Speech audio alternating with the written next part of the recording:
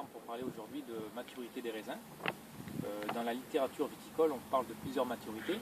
La première, la maturité physiologique, correspond au moment où le pépin de raisin est capable de germer.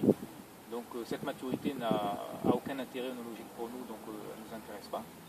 Ensuite, on trouve la maturité phénologique, qui correspond en fait au stade végétatif. Il faut à peu près 40 à 50 jours entre la véraison et l'état de maturité des raisins. Nous avons ensuite la maturité technologique. Celle-ci est accomplie quand les baies ont un maximum de sucre dans leur pulpe. Nous avons la maturité polyphénolique, qui correspond à la maturité des anthocyanes présents sur les pellicules de raisin, puisque les vins rouges sont issus des anthocyanes sur les peaux.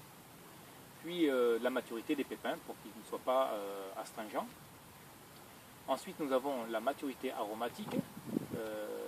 Celle-ci en fait correspond à un maximum d'arômes variétaux, sans que des arômes indésirables soient présents dans les pulpes, de style poivron vert pour le Cabernet Sauvignon. Puis nous avons en fait la maturité œnologique, qui reprend en fait l'ensemble des maturités parlées.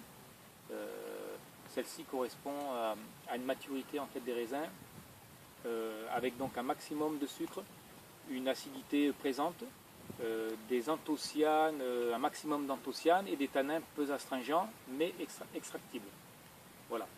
Toutes ces maturités en fait vont nous donner déjà l'état de potentiel du millésime et ainsi établir un plan de vinification pour l'obtention de notre vin. Donc le travail du viticulteur à partir de maintenant va être de la dégustation de baies. Donc tous les jours on va arpenter chaque parcelle, et d'une pour vérifier l'état sanitaire des raisins et de deux donc pour déguster les baies.